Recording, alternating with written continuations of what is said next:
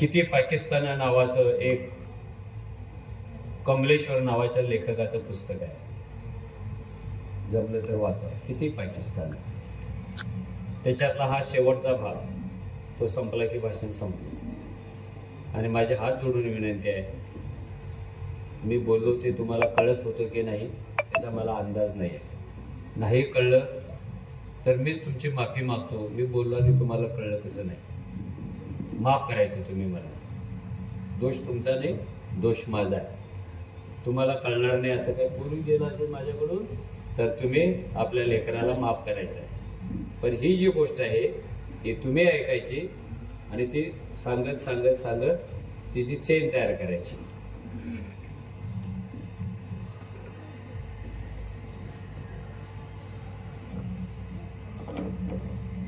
किती वाजले?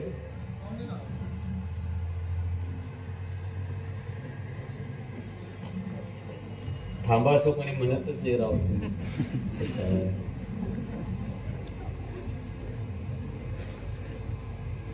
शिरोळचा बॅकलॉग खूप साचलेला होता. बॅकलॉग ह्याचा पण बॅकलॉग असतोच ना. आणि आई शपथ तुम्ही खूप भारी केले राहिले. ह्याच्यात सातत्य ठेवणं, ह्याचा परिणाम घेणं आणि ह्याची मुवमेंट करणं, या गोष्टीसाठी आता तुम्हाला लक्ष द्यावं लागेल. असं good beginning, very good beginning. ही काय खूप खूप वर्षापूर्वीची गोष्ट नाहीये. एके दिवशी वयोमानामुळं आंधळा झालेला, अरे थांब ना दादा,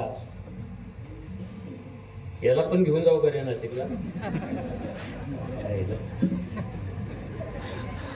सगळं आगाव शितं गाडीत भरून.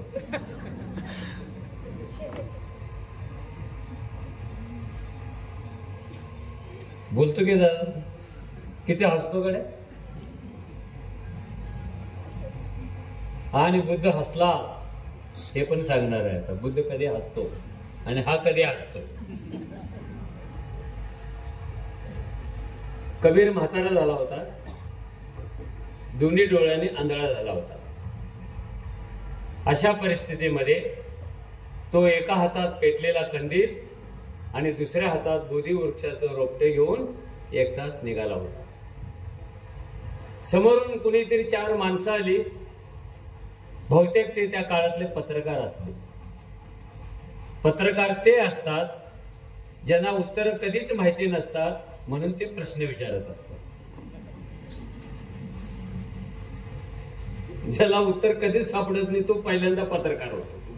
आणि तो दुसऱ्याला विचारतो, हे कधी सुटणार, ते कधी सुटणार, हिंदुत्वाचं काय होणार, एका दिवसात 6 सभा, खरा हिंदुत्व. यार तुझं तू सांग ना अभ्यास करून.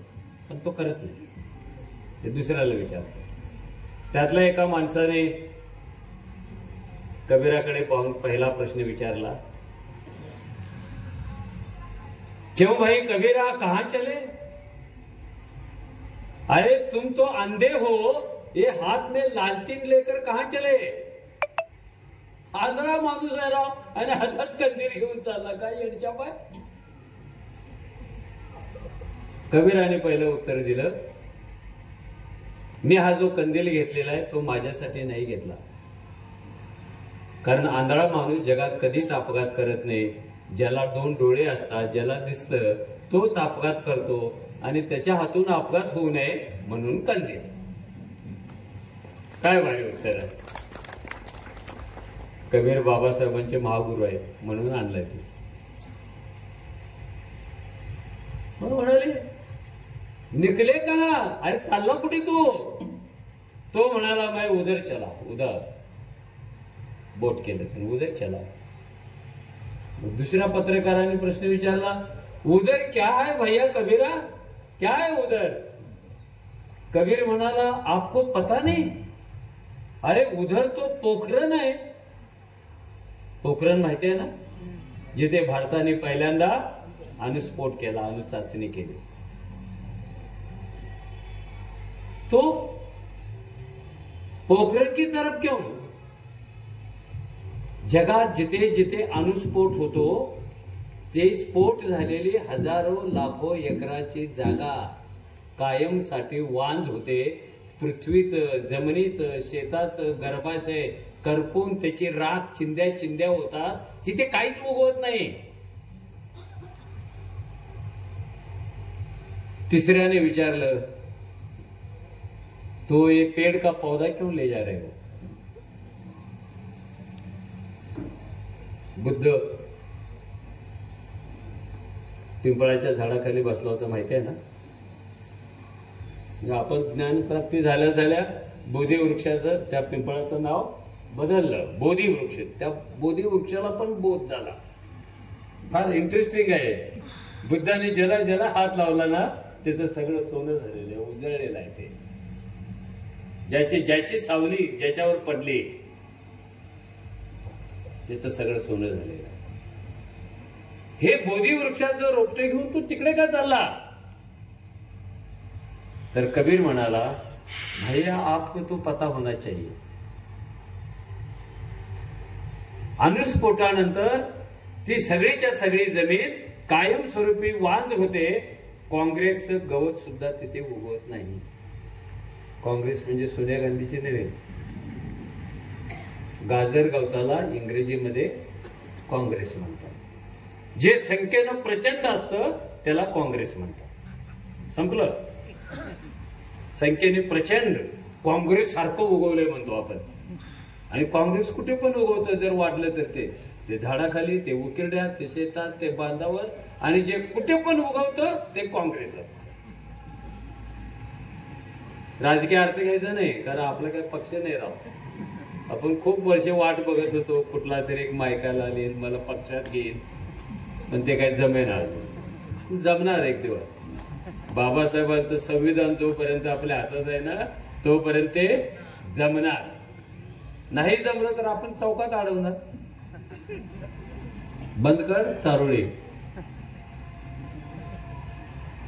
कशाला जातो? एकनाथ शिंदेच्या शिवसेनेमध्ये आणि रमाईनगर मध्ये काय बोलत होता ऐकलं ना कानाने भाषण. जातीवाद्यांच्या मुंडी दातात पकडून त्यांचं रक्त घटा घटा पिन असं भाषण करून सांगणारे आपले वाघवाले, सिंहवाले, लांडगेवाले सगळे नेते आता कोणाकडे आहेत ते सांगायची गरज नाही. पण हे बदलणार आहे. ज्याला प्रारंभ आहे त्याला शेवट आहे. बुद्धांनी सांगितलं. किती भारी भारी सांगितलं हो भक्तीजी. इथे काय भविष्य सांगायची गरज नाही. Where there is begin there is an end. प्रारंभ आहे तो शेवट आहे. तर हे बोधी वृक्षाचं रोपट जे आहे मी तिथे घेऊन चाललो. ते म्हणाले क्यों? आणि मग कबीराने सांगितलं हे जे बोधी वृक्षाचं झाड असतं, जे वृक्ष असतो तो जगातला सगळ्यात सामर्थ्यवान झाड असतं. ते जगातलं असं एकमेव झाड असतं की त्याच्या अंगा खांद्यावर असंख्य जीव घरटी बांधून मुक्कामासाठी येतात. कितीही वादळे येऊ दे, कितीही उन्हाळे येऊ दे, बोधी वृक्षावरचं घरट कधी वाऱ्याने हलून खाली पडत नाही. ते पडणार नाही याची गॅरंटी त्या पक्षांना असते. म्हणून मुंगीपासून सापापर्यंत, फुलपाखरापासून गिधाडापर्यंत, अजून कुणापासून तरी घारीपर्यंत एक प्रचंड मोठं जग बोधी वृक्षाच्या खांद्यावर वर्षानुवर्षे जगत आलेलं आहे. नंबर 2, ते असं एकमेव झाड आहे त्याच्या इतका माणसाला प्रचंड प्राणवायू अन्य कोणतेही झाड देत नाही. तिसरं एक कारण आहे, बोधी हे असं एक झाड आहे की त्याची मुळं आपल्याला मोजता येणार नाही एवढ्या मीटरमध्ये, किलोमीटरमध्ये खोल जातात. आणि जेवढी खोल जातात तेवढीच ती पुढे पुढे रुंद जातात. म्हणून ते झाड शेकडो वर्षे जगतं, हजारो वर्षे जगतं.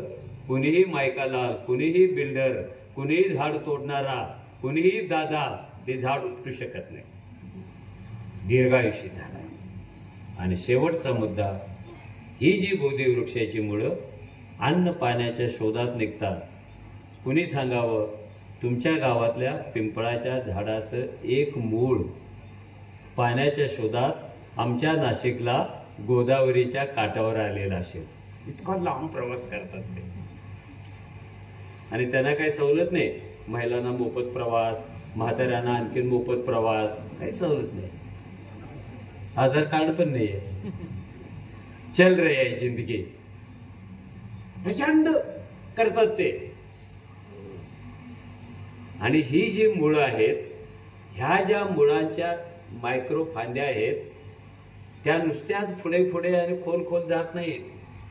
तर प्रवासामध्ये जिथे जिथे पृथ्वीच्या गर्भाशयामध्ये बिघाड झालेला आहे, प्रदूषण झालेलं आहे, स्फोटामुळं, खतामुळं, दुर्गंधीमुळं, अजून कशामुळं, जिथे जिथे तिची गर्भाशयाची पिशवी फाटलेली आहे आणि ती दुर्गंधी प्रदूषित झालेली आहे, ते सगळं विष मुळं स्वतःमध्ये शोषून घेतात आणि त्या शेतीसाठी, त्या जमिनीसाठी पुन्हा एक सुंदर जग निर्माण करू शकतात.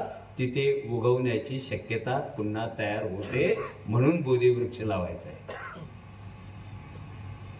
फिर भी क्या मैं पड़ा अकेला एक ही कबीरा, फिर भी अंधा. मी एकटा किती रोपं लावू शकतो? हे सामाजिक प्रदूषण मी एकटा किती नष्ट करू शकतो? मी किती खोल जाऊ शकतो एकटा? मी किती लांब रुंद जाऊ शकतो एकटा? मेरी विनती है, आप लोग इतने संख्या से बैठे हैं, ऐसा हुआ, असं झालं.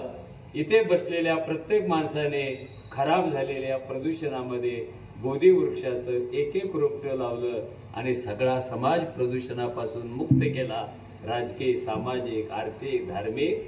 तर आपण बुद्धम शरणम गच्छामि म्हणण्याच्या जोरदार पात्रतेचे झालो. ते पात्रता तुम्हाला सगळ्यांना मिळावी अशी मी विनंती करतो आणि थांबतो. धन्यवाद.